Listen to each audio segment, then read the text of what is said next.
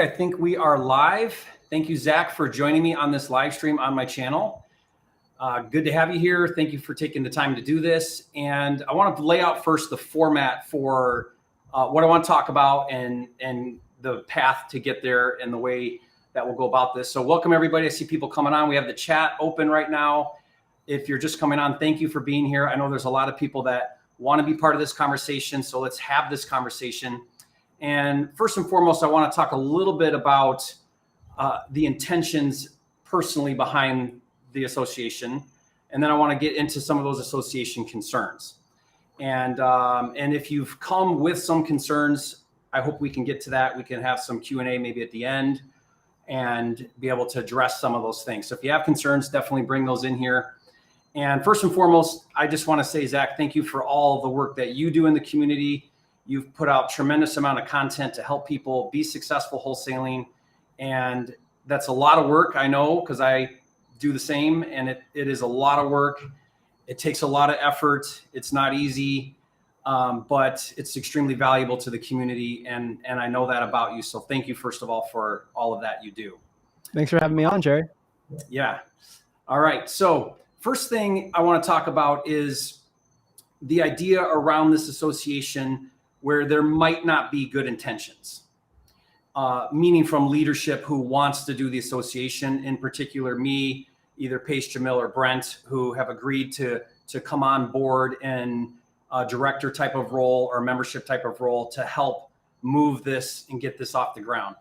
First of all, for everybody that doesn't know, the association is actually live. It is a 501c3 nonprofit, tax exempt. We'll talk a little bit about what that means. It's NREWA.org, stands for National Real Estate Wholesaler Association. So it is formed. It is a legal entity. Now, it's nothing else than that. It's a shell right now because we haven't done anything. We actually need to do a lot of things to even make it mean anything. So it's pretty much meaningless at this point. If you go to NREWA.org, there is a sign up where you can be notified once we start doing things to be involved and participate. But as of now, that's it. We've had thousands of people actually sign up. So there's been a lot of interest in this movement to associate. And so first and foremost, I think we can all agree, maybe not, but I think we can all agree that the wholesaling industry is being regulated. I mean, Zach, would you agree that there is regulation happening in the industry? I would agree there is regulation happening for the industry. I'm taking notes, by the way, because I'm letting you know, Jerry, I don't think I said this before, but I'm coming in here with an open mind.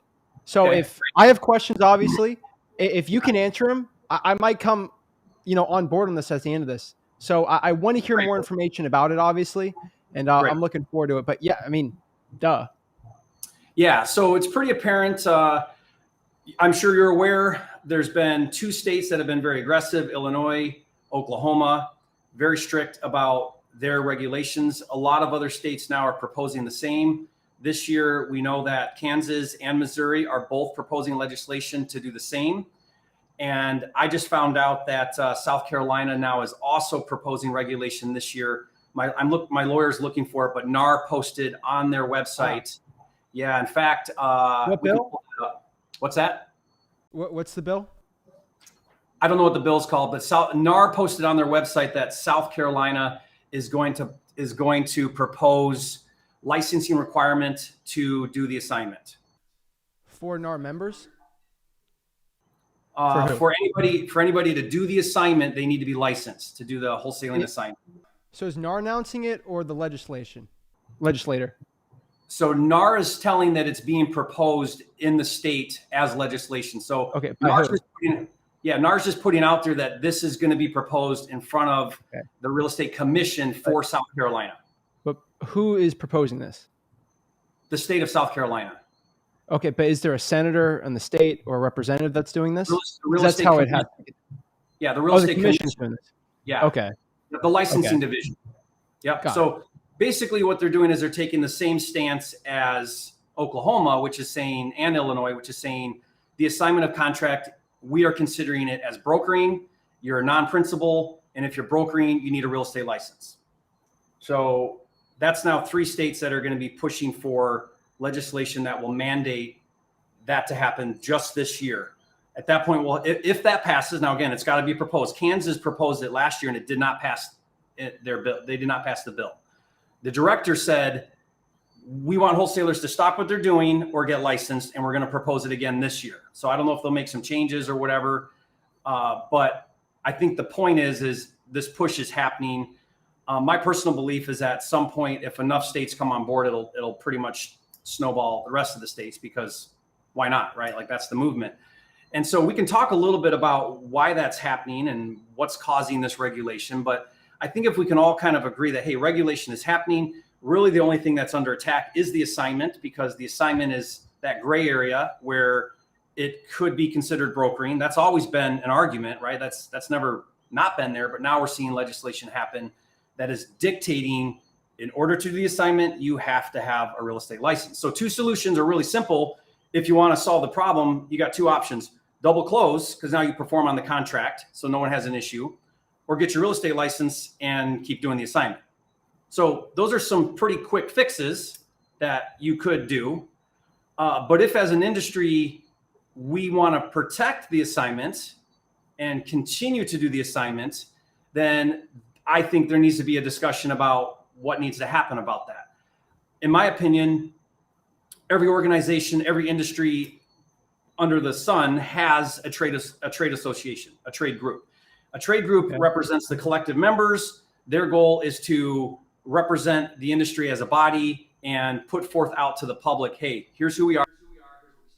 You're saying everyone? I'm just saying most industries, almost every industry has a trade organization. Okay. Yeah. Almost. Got it. Okay.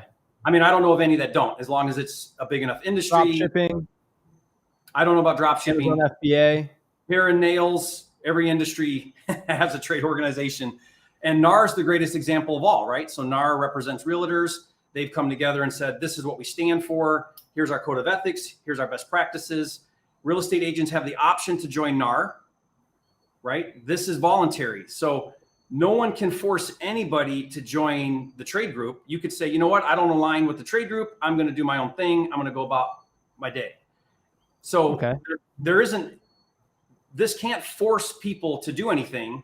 It would just be, do you align? Do you align with this vision? Are you on board with trying to raise the standards and have a voice against some of this regulation? Have somewhere where people can go to if they want to talk to us about what we do.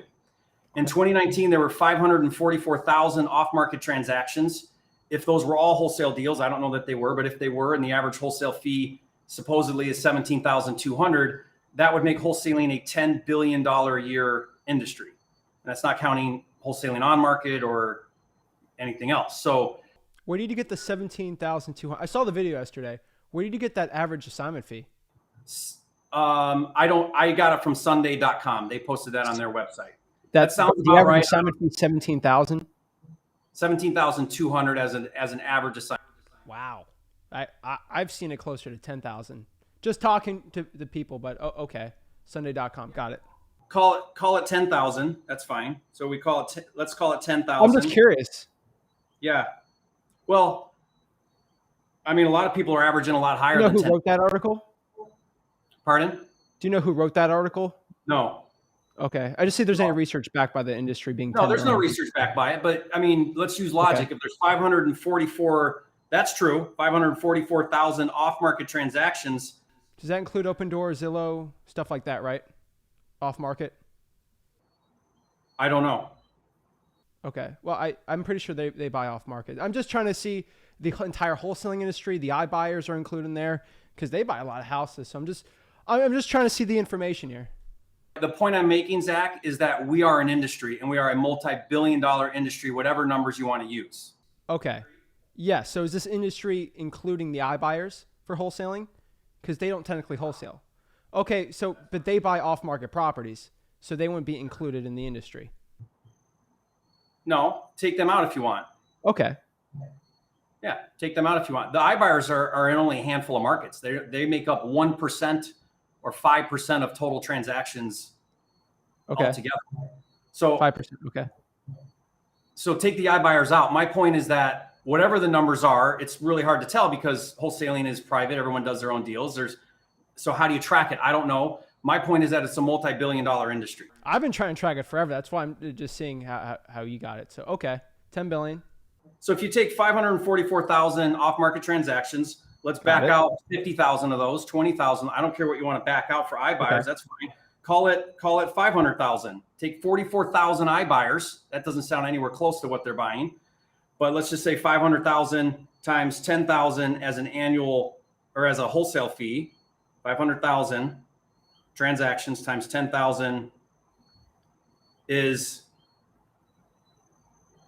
500,000 transactions times 10,000 per deal.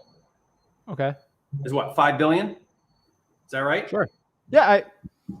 So we're a multi-billion-dollar industry, and we have no official trade group to represent our interest.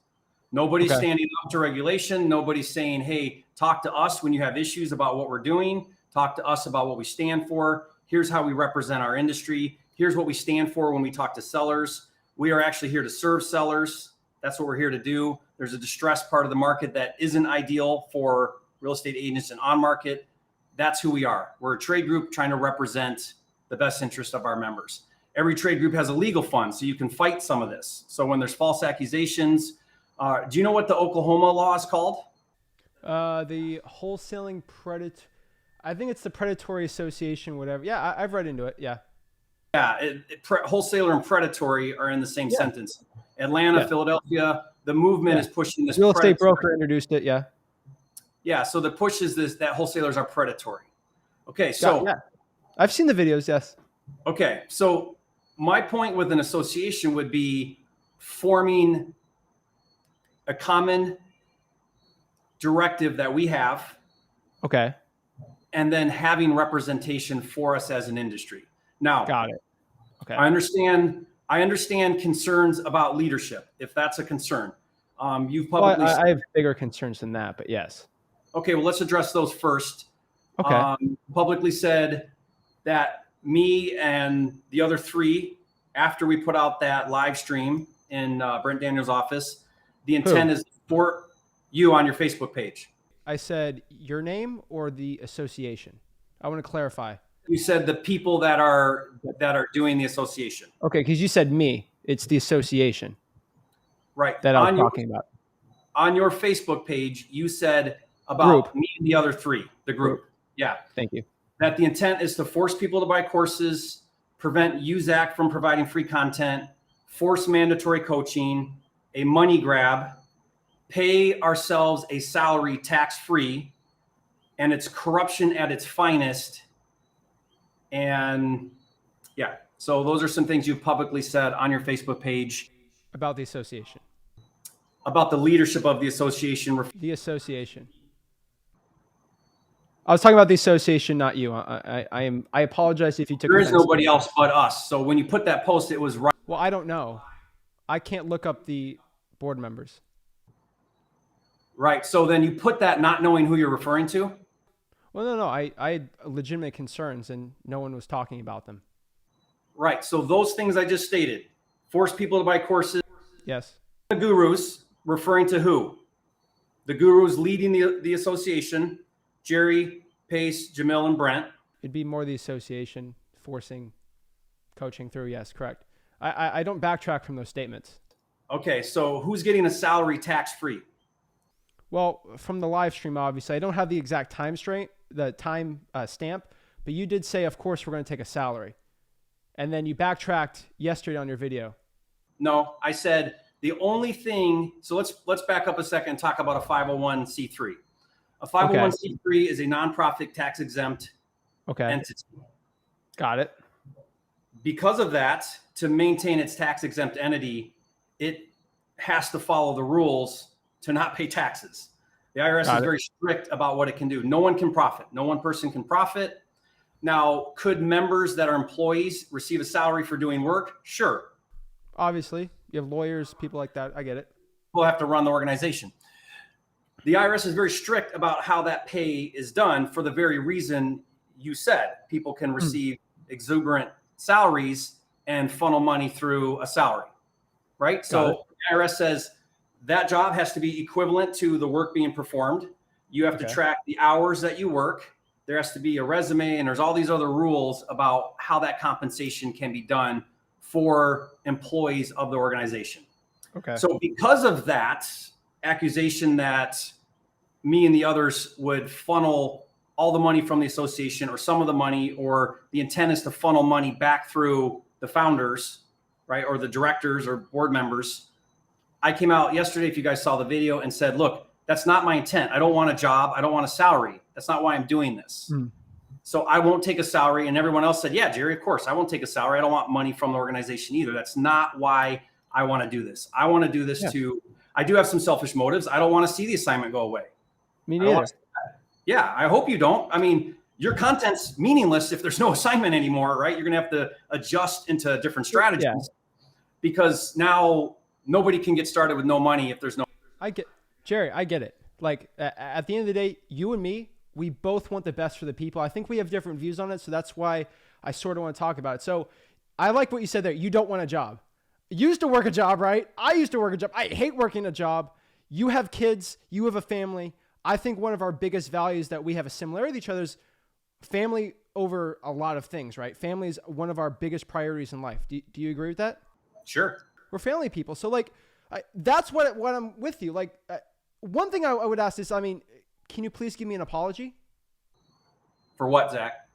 You went on that live and you said this industry wasn't for broke people. I mean, hey, I used to watch you when like 2 years ago, you were on Clayton Morris's channel for like a lot of stuff. And you said you started broke as a construction worker and you got in this business and changed your life. And I connected with that. So many people connected with you with that. And I feel like you broke our trust when you won that live stream and said this business wasn't for broke people. I started out broke at 17, man. My life got changed from this industry and you broke a lot of people's trust by saying that. Can you please have an apology? I watched you when I was 17. I was on my high school wrestling tournament on a bus watching your videos. I connected with you and you broke my trust. Do you want me to clarify what I meant by that? Please. An apology would be nice too. What I meant by that when I said the industry wasn't created for broke people was when we talk about the assignment going away, everybody says to me, please, Jerry, don't let the assignment go away. We cannot let the assignment go away. It's how everybody with no money can get into real estate. It is really the only way, creative financing strategies, but the real only way to get into real estate with no money is through the assignment. Any other way other than some creative strategies, it's going to require money. You're going to have to purchase a property, borrow money. And so that's how I started, just like you, Zach, and just like most people who come into the wholesaling industry. But we cannot go to regulators and we cannot go to the consumer protection agencies and we cannot go to the people that want to take the assignment away and say, look, don't take the assignment away because we want this for brand new people who don't have money to get their start in real estate. That is the very reason why, one of the reasons why they want to take it away. They feel like there's a bunch of people out transacting real estate who don't have experience. They don't know what they're doing. They're doing harmful things to the seller. So when I say not created for broke people, what I mean is, we cannot say the assignment has to stay so that people with no money can get into the business. We have to say the assignment needs to stay because it stands on its own. Jerry, you're calling them names. You're angry that I call people gurus. You're calling everyone who's broken wholesaling fly-by-night wholesalers. I started this business part-time in high school. You said fly-by-night wholesalers. I'm talking about wholesalers who get into this to just make money, that are not willing to learn, educate themselves, and do the right things. Okay. They have no business going out and transacting with sellers if they're not doing things the right way. They're harming the industry because we have a lot of people that are not educated. They're getting taught all kinds of different things, and they're doing things that are harmful that are now getting public attention. So everyone in this industry has to raise the bar in how we transact, how we do the assignment. We need to improve our contracts. We need to improve our earnest money. We need to improve our dialogue, our disclosure, what we really mean when we say cash buyer. We need to improve these things because the regulators and the consumer protection agencies are using this as ammo to call us predatory, stealing equity, and doing harm to sellers. So my point is just we have to improve the way that we interact, the way that we transact with sellers. I agree. I think with like your subscribers just blown up. TikTok wholesalers are coming in from there's so many new people in this industry that I feel like there's more people in it, more eyes are going to go to it. So I agree. I think this is why a lot of stuff has been going on. You've been in this industry way longer than me. Well, when you're in this industry, I think I was like 4 years old. Like, I trust me, you've seen a huge difference. Rick's seen it. Yeah, I agree with you. Something has to be done. I just don't agree with the way you're doing it. Okay, so we can get to that in a minute, but to not do anything, so let's just say, you know what? Let's not organize. Let's not create something. Let's not create an association. Let's not do anything. To me, is just sitting by and just watching the regulation come through, watching it happen. Another state, more articles, more national press, and a narrative that we're predators, and then we're just going to get steamrolled. And you know what? If that's the case, then let's just keep doing the assignment until it's no longer allowed. Then when it's regulated, get your license or double close. And that's fine. We can do that. That's doesn't matter to me. I'm already there, right? But if you're new and you're getting into real estate and you want to do the assignment because you don't have funds and you don't want to double close and borrow money, or you don't want to go get your license, just know that it's a matter of time before your state is probably going to pass the same regulation that's trickling down and require it. They're going to require it. And so, I agree with you. So if you want to protect the assignment, how do we do that? If you don't agree with the association because of the leadership, okay, but if it's about the leadership because they're trying to funnel money and they're trying to sell courses and all of that, I hope we can kind of get past that. I hope we can kind of say that's not the case, because I have so many questions come from me or anybody through the association. One of my biggest problems, Jerry, was I felt like you guys were going to take a salary. You squashed that. Squashed. I agree. That's gone. That's water under the bridge. I agree. It's a 501c3 nonprofit. I understand that. My one question here is I want to be on your side here. Can I ask you some questions? Sure. I think it's going to clarify a lot of things as people want to put their money in. So I believe you said on the video, correct me if I'm wrong, you believe you can get hopefully 250,000 members, I think, with your subscriber base and everyone else on the board. That's possible. And you said $250 would be the dues, correct? As an example, I think NAR's dues are $200 a year. Yeah. And somewhere around there. Okay. So that would be $62.5 million, right? In dues for this association, right? Assuming those numbers, yes. Okay. So my question to you is, do you have a general idea where that money's going to go? No, I don't. No, I hope there's a legal fund. I hope there's, I don't know. No, I don't know where that money's going to go. And it's going to take a lot of time to get to that type of level, probably. Do you have any idea, like, would it be used, to protect legislation? Would it be used for, like, I'm just trying to understand where this money's going to go. It would be used to help get awareness. It would be used a legal fund. I'd like to legally challenge what Atlanta did, what Philadelphia did. I'd like to be able to say, hey, this isn't right. Show us where these sellers were harmed that you're accusing us of harm. Like, fight back. That's going to take a legal fund. In fact, I'm willing to put money into the legal fund just for legal. Just put money in, my own money. Okay. Right now, Zach, I have about $10,000 of my own money into the association, into legal fees with the lawyer to set it up, and into web development to create the website. About $10,000 of my own money. I will waive that so the association doesn't have to pay me back. I will waive that, and I will contribute $5,000 right now to the legal fund, just the legal, for the association to fight against this stuff that's going on.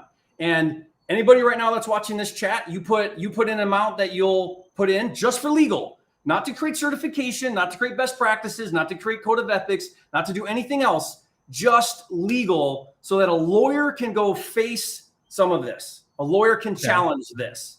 If you put in the chat right now, whatever amount you put, I will match it until midnight tonight, Pacific Standard Time. I will match it.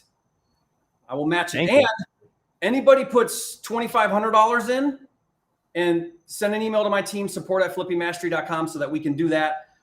Put in your amount. I'll match it. I don't care if it's $25, I'll match it. $50, I'll match it. Just to the legal fund to fight against this. If you pay $2,500 just to the legal fund, then I'll let you come to my condo, my oceanfront condo in Puerto Rico for a week for free. Wow. And hang out with me, and I'll show you some deals I'm doing here in Puerto Rico. Wow. I'm willing to put my neck on the line. Thank you. I'm willing to put my neck on the line to try to create a way to go against some of this to protect the assignment. That's my objective. That's what I want to do. I don't want any money from the association. Like I said, no salary. You can't funnel money back to anybody, any member or director. And the IRS is very strict about it. I mean, think about it. NAR gets 260 million a year in dues with 1.5 members or whatever. You better believe the IRS is auditing them and watching them. And if you are caught doing corruption within a tax exempt 501c3, you lose your tax exempt entity. People go to jail, there's fines, and you owe millions of dollars in taxes. Wow. Like, it's just not something you mess with. It's a really serious thing because the association does not have to pay taxes. Got it. Okay. So all the rules. 62.5, you don't know where it's going to go. Do you know generally how you're going to beat NAR on this? So you have a legal fund. That's great. That's for case law. But like, what are you going to do with that? What are we going to do for when a new like South Carolina is about to pop up? Like, what are your plans? Because I mean, NAR has $260 million. They have hundreds of millions. They're probably lobbying. Like, what are you going to do? Great question. Here's the way I look at it. It's a lot of money, man. We are more money than I make in a year. Right. And we are David and NAR is Goliath. They are leading this whole movement. We're going up against a giant monster here. Mm-hmm. But I look at it like this. If a bunch of wholesalers throw $250, which is tax deductible, so it's a tax deductible donation to the charity of $250, and it doesn't work, but we tried, what are you out? A $250 tax write-off for the year. That's it. That's all you're out. But collectively, we could have a seat at the table. They could be talking to us as they're. What do you mean by that? Seat at the table? Like, what seat at the table? When they're right now, the legislation. Like lobbying, like legislate, like that table. Like what kind of table are they doing? Like when the Real Estate Commission of South Carolina wants to start working on a bill. We come forward and say, we want to talk about this. And to the legislator? To legislation, yeah. It's a pay-to-play game. You know that, right? What do you mean? You have to pay these people. Pay who? You have to lobby. Correct? Sure. So how much do you plan to spend on lobbying with that $62.5 million? I don't have any clue. We don't have anything created. That's not the point. Okay, how are you going to give you money if you don't have a plan of what you're going to do with the cash? What do you mean? We go against it. By doing what? By having a conversation with them and saying, we are the association. We represent wholesalers. We want to be part of this conversation. What is it you're proposing? What are your concerns? What can we do? Well, I have concerns. When they see us having standards and we say to them, look, this is what we represent. Now, people can go do whatever they want, but this is what we stand for. Then maybe we can change some of that perception. And what if we don't? I don't know. Okay. Maybe we don't. I agree. It might not do anything because maybe we can't beat NAR. Okay. And if that's the case, if that's your position, if you're watching this right now saying it's a waste of time, you're not going to beat NAR, I don't know what you're going to use my money for, fine. Don't join the association. Don't donate $250 and go about your way. That's it. We're looking for leadership. I'm not going to. A leader knows what to do. Nothing that the association can do can force a wholesaler to do something. It just means you're not part of it. You're not part of the association. You need a plan. It's scary that the leadership doesn't have a plan with it. You just give you $60 million. We're not collecting dues yet. It's nothing. I know, but you should have a plan before you ask for the money. Before I ask for money, sure. We're not asking for money. Okay. Here's my problem. You spent $10,000 creating this. I went on the website. You literally say on the website you're treating these members as customers. Like why? Like, this is why I have an issue.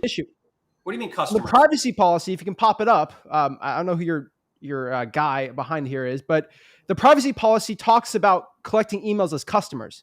Like, you spent $10K, you're talking about these people as customers. Like, Zach, I have an issue with that. You're using antics, Zach. It says customers. Give me a break. Who cares what they're called? Customer information. They're members. It's a private email list. No one's going to treat you like serious when you're calling your members customers. What are you talking about? Why not? Because they're members. They're not someone trying to take money from. This is why I had that. So Zach, if your problem is saying customers, I'll change it to members. Who cares? Thank you.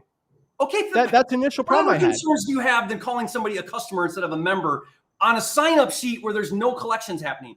I'm not going to roll out dues until we have a plan. Right. So if you've got an idea of like how to do this, right? I have ideas. Then let's have it. Let's hear it. But if you're saying, hey, Jerry, you're you're calling people customers and that's offensive, then that's antics, man. Like, come on, let's grow up here. Okay. The point here is let's do this and create an association. Let's have powers in number. Let's fight against some of this. Got it. So this is a 501c3, correct? Yes. So my question, I'm going to pop up the IRS. I have it right here. It says a 501c3 organizations are prohibited from engaging in political campaign intervention activities. And a 501c3 is an organization for religious, charitable, scientific, and education purposes. Is this, like, which one is this? Is this a religious, charitable, scientific, or education organization? Which one is this? So you're taking money for education, which I call a course, and you have no teeth for actual lobbying and changing of legislation. This is why I say this is a course with extra steps, because it's an education organization that's taking money that's actually not going to change the laws. This is a course with extra steps. This is how I come up with this stuff. Then Zach, fine. You know, what do you want to call it? What are you proposing to do if you don't want to call it? I have it. What? Let's look at NAR. Let's look at the big players in real estate, because we're going to 62 million is more than them. National Association of Home Builders, NAR, they're the 501c6. Now, a 501c6, you said trade association on your channel. So it says this is from the IRS.gov/lobbying. A 501c6 of income tax regulation states a business league is an association of persons having a common business interest, which is to promote such common interests and may not engage in a regular business of ordinary. Basically, it keeps going, and it says here, this activity should be directed to the improvement of business conditions, wholesaling. A 501c6 may engage in political campaign intervention activities, so as long as the activities do not represent the primary activity. Let's go, for example, ACLU, the NAACP. These are actual political changes, because this is regulation's a political thing. You got to talk to a lot of people. You got to change it. ACLU, NAACP, these are people that actually change laws and change the way we do things. They're a 501c4.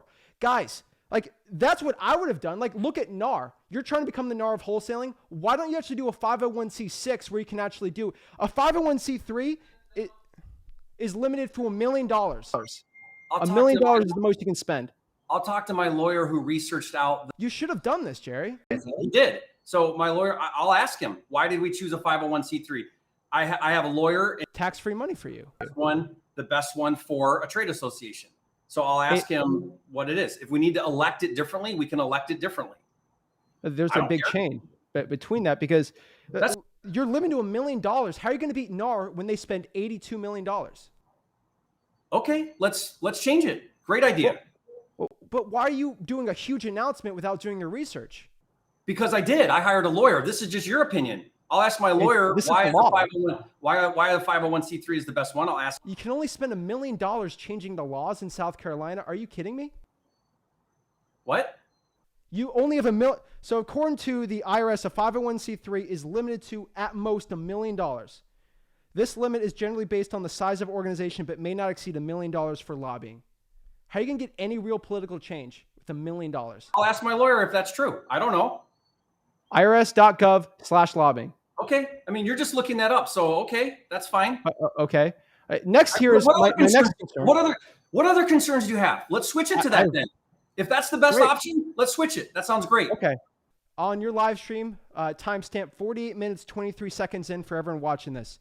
You clearly stated that you wanted to go create an organization, create a code of ethics, training, and you intended on going to the state boards and saying, hey, we're an actual trade organization, create a wholesaling license, and force wholesalers to go under our umbrella. Guess what? Every new wholesaler will have to go under all of the gurus who own the trade organization that are the board members, and they have to learn from only these gurus. Right now, you have to get licensed under the real estate licensing. In Florida? Wherever it's passed, wherever this is passed. Georgia? Illinois? North Carolina? Those are two states. Right. You're going to the legislator and you're saying, hey, legislator, go legislate me, force wholesaling to become under a license with us. 4823, you said that. Do you want me to clarify for you? Yes. You said you want to create a wholesaling license under your umbrella. Quiet then and I'll answer.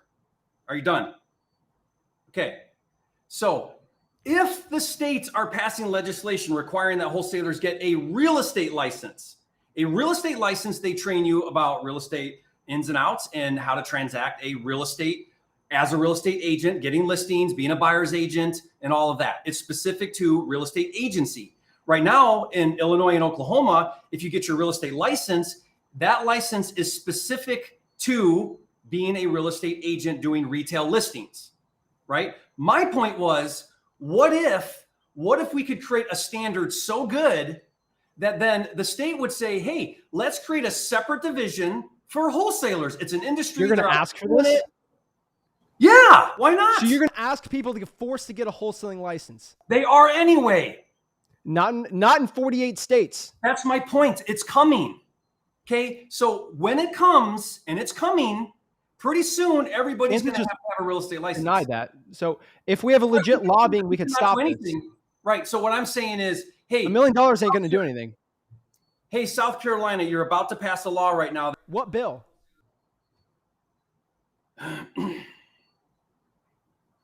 I want facts. 2 states. My next question here, who are these 9 board members? I want to know. No, I'm going to answer the other question first. So yes, please be quiet for a second, Zach. We've established that states are passing regulation requiring that the assignment that you have to get a license to do the assignment. That license is it's the real estate license. That license is designed for agency. Yes. Right? I'm a licensed broker. So when I got my salesperson license and my broker's license, I had to do training, and it talked to me about how to be a real estate agent. That's what that training did. Right? So now what they're saying is hey, real estate wholesalers, you need to get a real estate license. It hasn't happened to everybody. I know that. We've established it's not everywhere, but it's coming. We've established that it's coming. So now when they say, hey, wholesalers, we want you to get a real estate license, wouldn't it be cool if there was a licensing that they're mandating, not me? I'm not making this. I'm not requiring this. The state is. When the state says, wholesaler, we want you to be licensed. Now, what if there was a new division created for wholesalers to get a wholesaling specific license? If they don't, then they're going to fall under the real estate license because the states are mandating it anyway. That's my point. My point is when the states start to require wholesalers get licensed, I would prefer to have a wholesaling license, which talks about direct to sellers and all of the different things we do different than real estate agents. Now, we don't have to do that, but that means then as all these states start to pass licensing requirement, wholesalers go get trained as real estate agents, and then they go out and be wholesalers. That doesn't make a lot of sense to me. And I'm not the one passing regulation. The states are. Well, you're asking for more regulation. You're trying to monopolize the coaching industry. No, I'm not.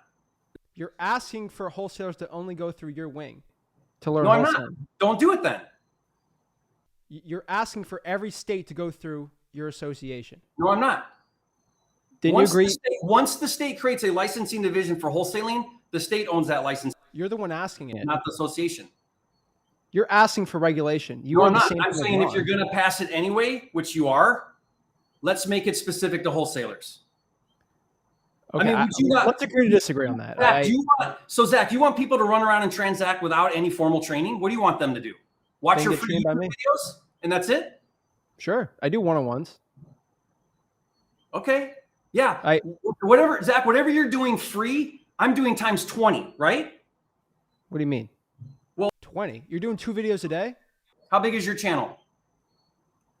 I think it's got 5,000 on your personal channel, Zach. 5,000. And then this isn't an argument who has more subscribers. Well, no, hold on a second. Are you monetizing your channel, Zach? Yeah, I'm forced to from the privacy policy. Same reason why you were forced to do it too. No, I wasn't forced to. You don't have to monetize your channel. Privacy policy clearly states on YouTube that they will show ads on your channel and not pay you. So I chose to monetize it. They're going to show ads on it no matter what. So you won't even know if I'm monetized or not. Privacy policy on YouTube. Please pop it up, guys. How much did YouTube pay you last year? Last year? Oh my God. It was probably, because I had 2,000 subscribers in the beginning. It's better to do it now, but I don't know. Okay, how much are they paying you now?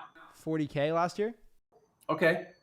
Last year, my YouTube channel paid me 270-some thousand, about 22,000 average per month. Congratulations. Thank you. So I'm getting around 500 to 700,000 views a month. How many are you getting? How many views? Yeah, average. It would probably close to 900,000. I would say include all my social media. Not counting shorts. No, wait, you're talking. Hey, we're talking about social media, buddy. TikTok, all this. These are views, man. If this is an ego measuring contest, I'm not here to do it. I have more views than you. It's okay. That's fine. Content. I'm talking content, not these. 900,000 views. I'd like you to show me that. Go to TikTok. Go to my analytics. TikTok, go to Wholesaling House Real Facebook group. Go look at views from there. Facebook views are the same thing. I'm not in an ego measuring contest. Like I'm not here to see who's better or not. Answer the question. Just YouTube? Yeah. Go to my social blade and look. I don't know the difference between shorts and not shorts because the analytics is all the same. You know that.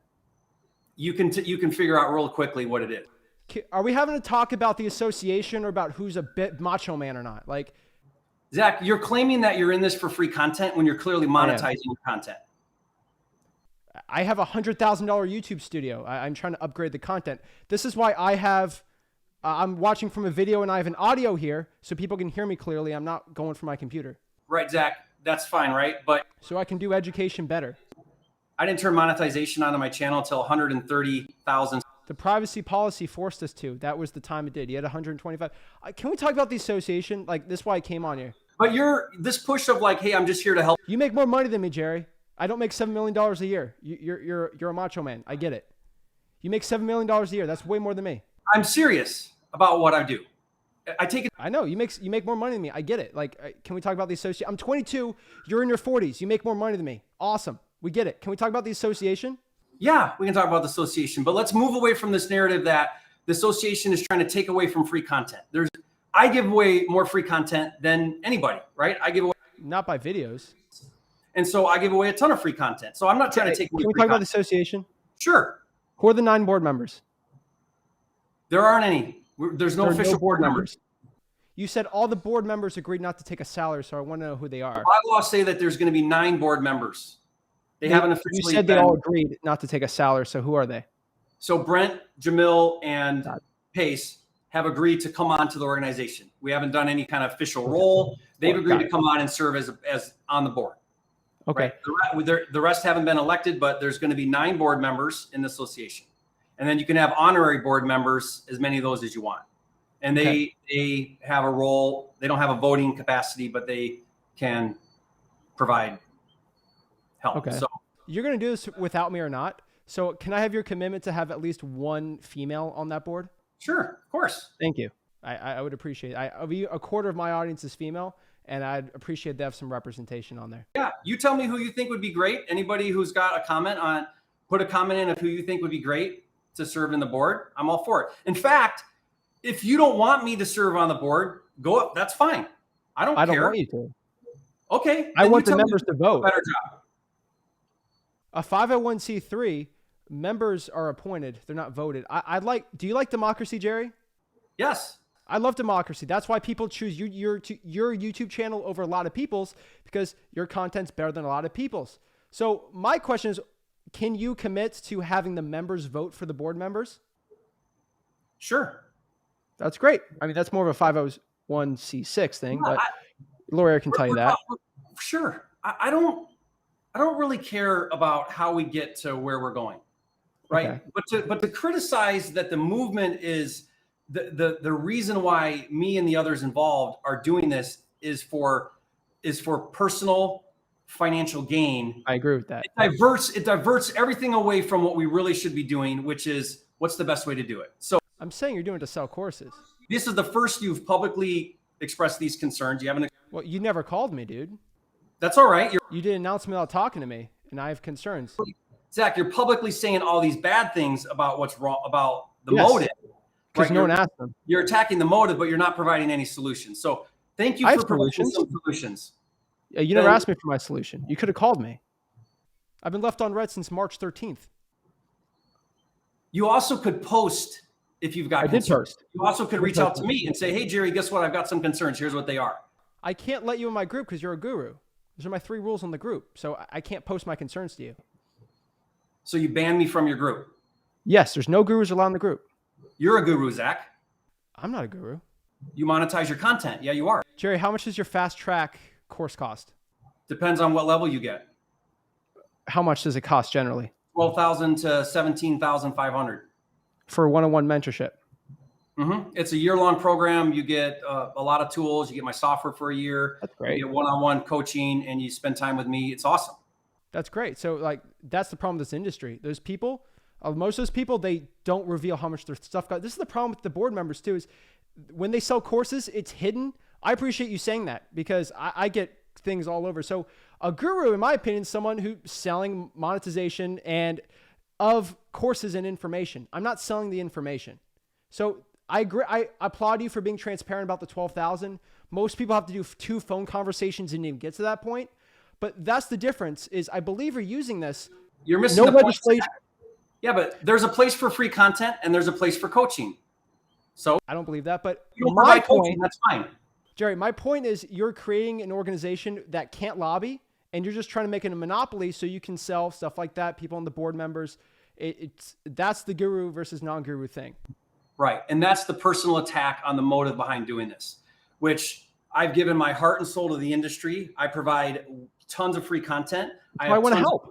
I have tons of people who make money from my free content. I give away tons of free resources. Yeah. Is there a place for coaching? Sure. Do I have a software that I sell? Yeah. I don't actually sell courses. I have a Finder program. I have a lot of things that are amazing and great and work for some people. If not, then go ahead and use free content. If that is enough and you can make that work, great. There's a place for that. That's awesome. 12K is kind of peddling something, but all right. I mean, I have solutions. I don't know why, like, no one brings these to the table, but like your solution clearly has a lot of issues and no one's addressing this. What other issues do you have other than semantics on the formation? The formation's completely, if I'm a lawyer and I want to go see, if I'm a NAR lawyer, you know, because I'm getting millions of dollars, and I'm going to see, hey, is this NAR people legit? Should I bring them a seat on the table? I'm going to see, what am I going to see when I look at your thing? It's going to say, where is it? 2036 North Gilbert Road. When most headquarters like have a huge organization, like it's going to be a pack and ship store. Like I go to your privacy policy, it's a pack and ship store. So like, how am I going to take this organization seriously?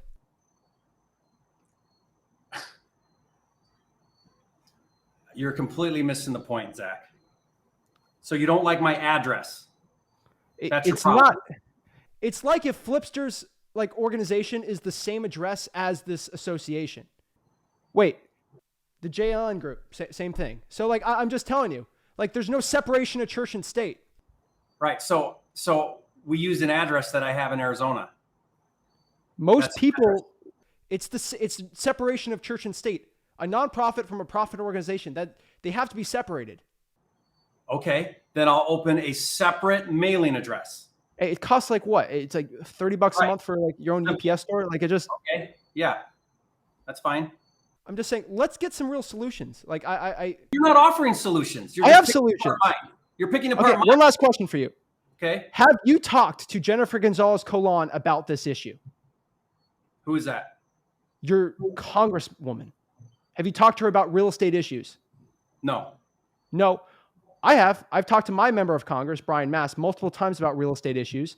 And hey, I've met with him at least 3 times, one-on-one in person, because I'm a constituent of them. And if there's an issue on the national level about wholesaling, I have their ear. I don't pay them any money. Jerry, how many people are on your email list? Over 1 million. Over 1 million. Imagine if 10%, let's say the South Carolina bill. Let's try this. If John Smith introduces this bill, what would it, if all of us influencers on our email list send out, say, hey, this person in South Carolina is trying to stop wholesaling. Here's an email template. Why don't we send it to John Smith who's trying to change the law? That would have a huge impact. That's what democracy is. Sure. All right, let's do that too. That's the solution. All right, so what you want to do is not... More people are willing to do that than pay $250. Right, so here I come along trying to provide a solution, right? Yes, with flaws. You're not providing any solution. I just said that. You go... Call your congressman. Got it. Call your congressman. Or a woman. You have a congresswoman. Right, call your congressman or congresswoman. That's your solution to solving this problem. Power to the people.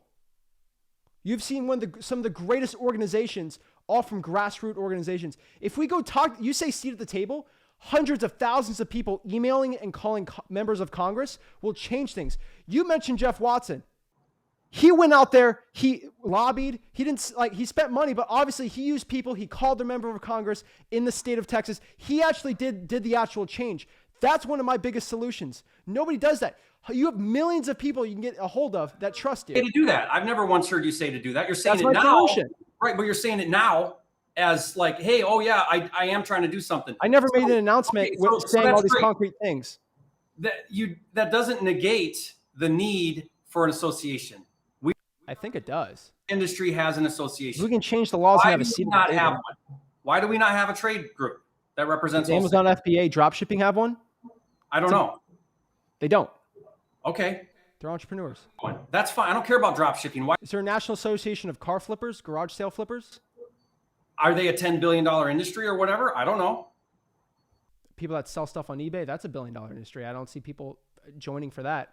So you're at the end of the day, you're trying to take money with no legislative trade group. So your solution is no trade group. Power to the people. Okay, so no trade group. That's what you want to do. So great.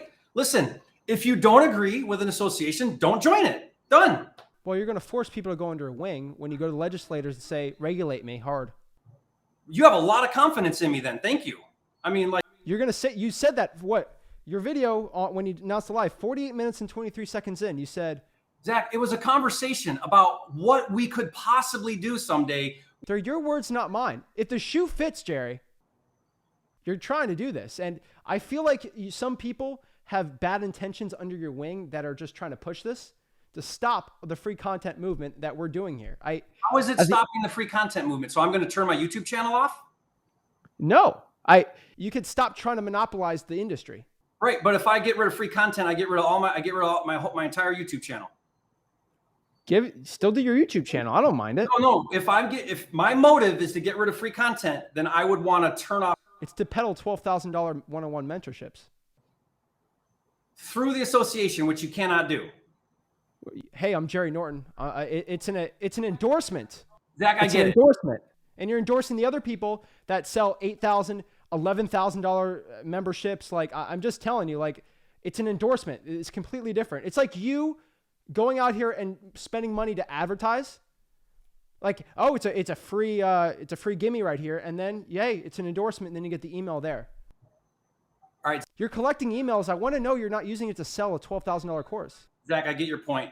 Okay, your point is that I get your point. Your point is that my motive is to funnel money through it, sell courses, monopolize the industry. You're trying to get rid of making that point. That's okay, I got your point, right? Everyone gets your point. Jerry's trying to monopolize, force people into coaching, and the association force people to sell courses, get the states to mandate everybody come through Jerry and Jerry. 48-23. Got it. Okay, so got that. You made your point on that. Okay, can we move past that one now? Yeah, sure. Okay, great. Let's move past that one now, and let's focus on what we can do to improve the industry. What can we talk do? To the people changing the laws? Right. Yeah, but there's more than that, right? We don't have anybody. There's more than that. Everybody's running on a bill. Everybody's running around not following very good practices. I was running around 17 with bandit signs. That's how I did starting out. What do you do starting out? Who is your code of ethics person? Right. So, but people are out there transacting that are not doing it very well. They're not using very good contracts. They're doing things that are harmful to the seller. A lot of it is from people that are. That's why we have laws against fraud. They're just uneducated about it. We have elder abuse laws. We have all these laws already in place. There's people that are not transacting very well. As an industry, we can at least say to the community, a title company can regulate it. We can say to everybody, hey, look, this is what we stand for. This is our code of ethics. These are our best practices. This is what we believe are the right ways to wholesale that are in the best interest of the seller, best interest of the wholesaler, that make the consumer protection agencies feel good about what we're doing, and really just show everybody that we're here to help sellers. That's what we stand for. Okay, that's an important thing that a trade group does. It displays to everybody a unified vision for it's a charity. What the industry does. It's a charity. Yeah. So it's not a trade group. It's a charity. Yeah. Educational charity. What is a board going to look at you and say, hey, we're an education charity? I already answered that, Zach. Fine. We can change it to a different one if that's the right way. No, you have no direction though. I'll bring my lawyer on and ask him why we're using a 501c3. I rely on the lawyer to set that up, right? My bigger concern is you don't know what to do with the money. I told you that I can't take any money. I've already told you that I'm not going to take a salary.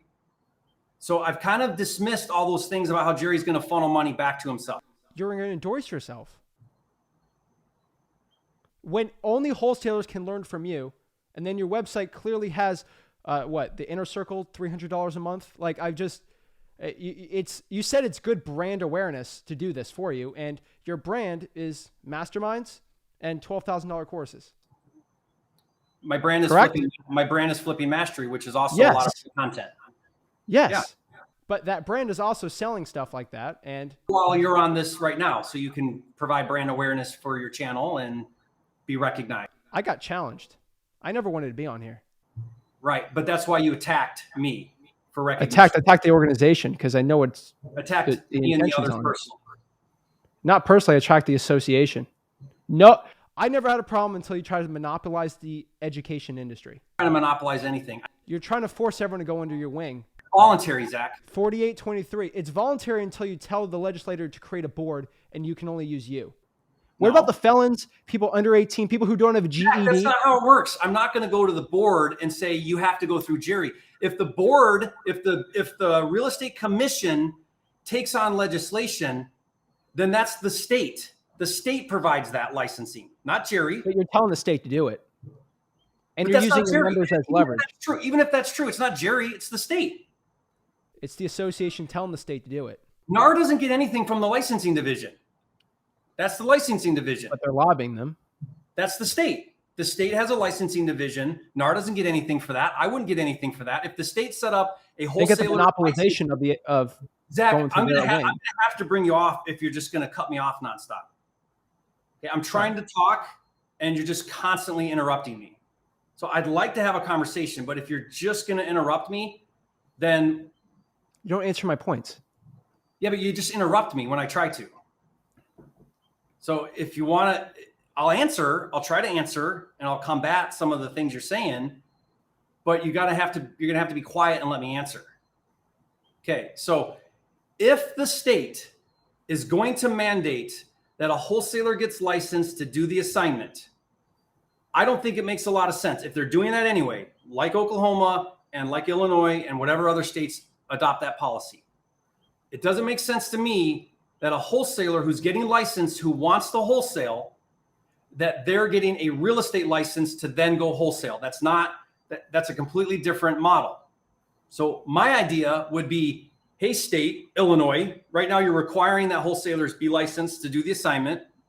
Wouldn't it be cool if the licensing you're already requiring them to do was actually relevant to wholesalers, not real estate agents, wholesalers?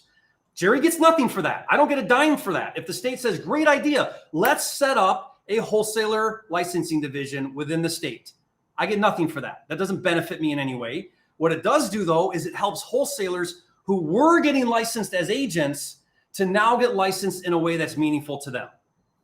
That's it. That was my point. That was what I was trying to say was, if states are going to require licensing, why not have a wholesaler license? And then you can go to sellers and you can say, hey, I'm actually a licensed wholesaler. You can trust me. Here's my code of ethics. Here's what I stand for. And I'm here to help you. And I'm following the rules, and I'm doing best practice, and I'm doing consumer protection, all of it. That's all. Because it's happening. They're going to require the assignment be licensed, and it's happening. So that was my point with that. Not Jerry create some type of an organization where he's going to get money and the state's going to pay me and everybody has to now come through Jerry's licensing. No, there's not a private party or a trade group that provides licensing. NAR doesn't provide licensing. The state provides licensing, and the state regulates and mandates what that licensing is. I have a real estate license. It's with the state of Michigan. I have a broker's license with the state of Michigan. I had to take the state test to get my broker's license and pay the state, not NAR, the state. Okay. The association, there's going to be dues. They're tax deductible. If there's another entity formation that's better, I'll ask my lawyer. I'll say, hey, why are we doing that? Why are we not doing the 4 or whatever? He researched it and said, this is the best one. So I'll ask him that question. That's a great question. If that's a question, then I'll ask that question and we can figure out the right one. But this attack on me trying to monopolize, the trade group can't monopolize anything. If you don't agree with NAR, don't join NAR. That's simple. Don't join NAR. Don't be a member of NAR. Say, I don't agree with NAR. I'm not joining NAR. I'm not paying their dues. If you don't agree with any association, don't join it. If you don't agree with the National Rifle Association, don't join it. That's it. So I'm trying to create a solution where we can unify and go in front of, have a legal team, and figure out a way to do this. Zach, I would love for you to be a part of what are best practices. What is the right way to do this? How do we do that? You've got great ideas. Let's hear what those ideas are. What would a code of ethics look like? What if a wholesaler could say, this is the things that I stand for in the best interest of everybody involved? That's a code of ethics. Why don't we have that? Let's have that. Let's create that. I'm all for what can we do to be a representative body to do good for our industry, preserve it, protect it, go out and fight for it, and have a cause and make a difference. Okay. My issue with that, I understand your point. I get it. My issue is you going to the state and asking them to start creating a licensing. That's going to stop the broke people and the fly-by-night wholesalers from actually starting this business. They're not going to be able to start this business when they can't even do it because it's gone. You have 48 states that allow it. It's coming though, and you know it's coming. There's Zach, one state. So Zach, what are you telling people to do right now in Oklahoma? You can double close in Oklahoma. So you're telling your students to double close in Oklahoma? You could. It depends on the marketing. What are you telling your students? What are you telling your students to do? I tell them to consult a lawyer. I'm not going to be liable. Are you kidding me? Anything. What do you tell them? What do you tell your followers to do in Illinois to wholesale? Talk to your lawyer. You don't tell them how to transact? What's the best way to do it? You don't teach them. There's plenty of things you can do. The best case is to get a license. I've heard it's $200 to do that. And then it's $250. Wait a minute. I thought these are the broke people you stand for that you said. I stand for the broke people in this business. Right. But now you're telling them to go get a real estate license. If they need to wholesale, specifically if you want to wholesale real estate in one state, it'd be Illinois. If you're broke, there's ways around it. You can bird dog. There's a lot of things you can do. But again, you have to consult a lawyer for this. Many title companies have lawyers that will help you out absolutely for free. And that's what I tell them to do. You have to go to an actual lawyer. But at the end of the day, Jerry, I'm trying to help the people that are broke. Yeah, but you're teaching techniques that are illegal right now in some places. I don't give law advice. Right, but you're teaching techniques that don't apply in some states right now. One state. Someone asked me in Illinois, I tell them to go consult a lawyer. So you say to somebody, go drive for dollars, find a good deal. I never told someone to drive for dollars and call in Illinois. Right. No, but you're teaching that technique in general. So someone in Oklahoma watches your video, you say, drive for dollars, find somebody, go post that deal on Facebook, on a Facebook group, and an investor will want that deal. Great technique, right? When I've ever told someone to post the actual deal? I tell people you're selling a contract. Right, post the assignment Oklahoma of contract. has laws against the marketing of contracts, which are completely different than actually having connections with people and actually following the laws. Zach, I'm talking about the contract. I'm not a lawyer. I will talk to a lawyer when I. You just read me stuff from the IRS, so you're clearly. Yes, I don't have the laws in front of me. Okay, but you're telling people right now to find get a contract with a seller, post that contract for sale on a public Facebook investor group. Never said that once. Yeah, you did. You have to pull cash buyers. You can post. You can actually post, say, hey, drop your email if you're looking to buy. If you're looking to buy properties. Where does it say an address? Go get a property, post it on a Facebook group. What video? It's a 60-second short. I'll find it and send it to you. What's the video? I'll find it. I don't have it right now. Okay, I need facts. Okay, yeah. You said in Illinois. Facebook. You've never taught to post on Facebook. I've taught that strategy. It's a great strategy. Jerry, I need actual facts. Zach, you've said that. You've taught people to post on a Facebook group. Yes. Sell your contract. Are you denying that you sell the contract? To find what? Cash buyers. You're fishing for cash buyers on a Facebook group. You're not selling the contract on there. You said to put your contract for sale on a Facebook group. I need to know the video. I'll find it for you and send it to you. Okay, have Tyler go get it. You cannot do that in Oklahoma right now. In the state of Oklahoma, you can't ask people if they're buying properties for cash?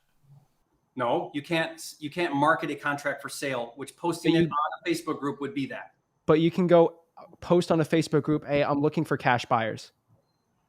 Yeah, that's fine. That's not what I said. That's fine. That's what I say. That's not what I said. I go live and do it all the time. Zach, you're missing the point. We're talking about the association, not laws. Right, but you're completely missing the point. What's the point? The point is regulation is coming.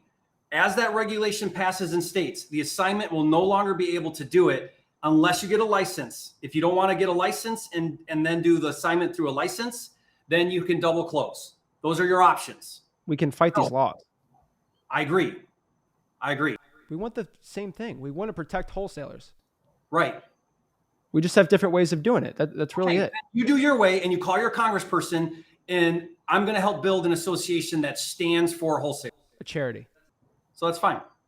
It's a charity, not an organization. I already told you we can change the semantic, we can change the legal structure if that's the best thing to do. I'll talk to my lawyer. I already told you that. So you keep coming back to the same thing when I've said that if there's something better, then fine. So I've answered that. So you got to move on to something else. Okay. If you keep saying the same thing, I'll do that. The leadership has no idea what to do with the money. And that's my issue. I want leadership. There's no money. Right now, there's a waiting list to get involved. That's all there is. When you're collecting emails, you should have an idea of what you're going to do with the organization. All I've said is get behind this. We're doing a movement here. If you're interested, get on the email list. We'll let you know as we progress. That's all we've done. We don't have the bylaws done yet. We don't have anything done yet. It's just, hey, if you're interested in being a part of this, come be a part of this. Get on a waiting list. That's all we've done. I have no intention of collecting a dime from anybody until we have a plan, until we actually have something of value that people get when they join and get a membership. So that's not there yet. We have to create this. I want to get everybody to come in and say, hey, let's do it this way. Let's do it this way. Here's my ideas of what code of ethics would look like. Here's what I think best practices look like. That's all. That's it. That's all I want to do. I'll agree or disagree with you there. I've already said my points. You've said your points. Guys, we're past the hour right now. So Zach brought up some concerns. I've tried to address some of those concerns. If you have those same concerns, that's fine. If you don't want to be part of the association, don't be part of it. That's fine. If you do want to be part of the association, you can go to nrewa.org. There's a waiting list there. All that's going to do is it's going to put you on an email list. Once we progress further, then we'll let you know, hey, here's what's happening. Here's something new that's going on. And again, please provide ideas. If you have feedback and ideas, suggestions about how the association can operate really well, and then let's hear it. I'd love to hear those ideas. Love to hear those solutions. Zach brought up a good point. Everybody contact your congressman. If you're in South Carolina, and if that's really the case, I don't know if it is. I'm having my lawyer look for that proposal. I think if that's true, then we can find that somewhere where that proposal is and when it's being proposed. Contact South Carolina and say, hey, I don't think this is right. I don't think that the assignment needs to have a license. That's a great idea. If everybody did that in South Carolina, maybe that would sway some decision making. So that's always the right thing, is contact your congressperson. That's always the right thing to do. But a trade group also has other goals to really push a movement to protect its members. So if you want to do more than contact your congressperson, and you want to put collectively an effort into doing more, reaching out, challenging some of this, legally fighting back on some of this, then let's do it. Let's do it. That's what I want to do. All right. So thank you, everybody. Thank you, Zach, for joining us. Appreciate everybody who's been a part of this. The chat has been blown up. Sorry, everybody who did not get to comments. Probably a lot. 10 after. Yeah, I don't know. There's probably been hundreds of comments, and I'm guessing. But sorry, everybody. I will go through the comments, and I will try to address any concerns. I am going to be looking for, what's everybody's ideas? What are your concerns? Anything that is a concern, I get it. Let's address it. Let's deal with it, and let's do the right thing. So thank you, everybody. Thank you, Zach, for joining me, and we'll see you guys next time. Thank you.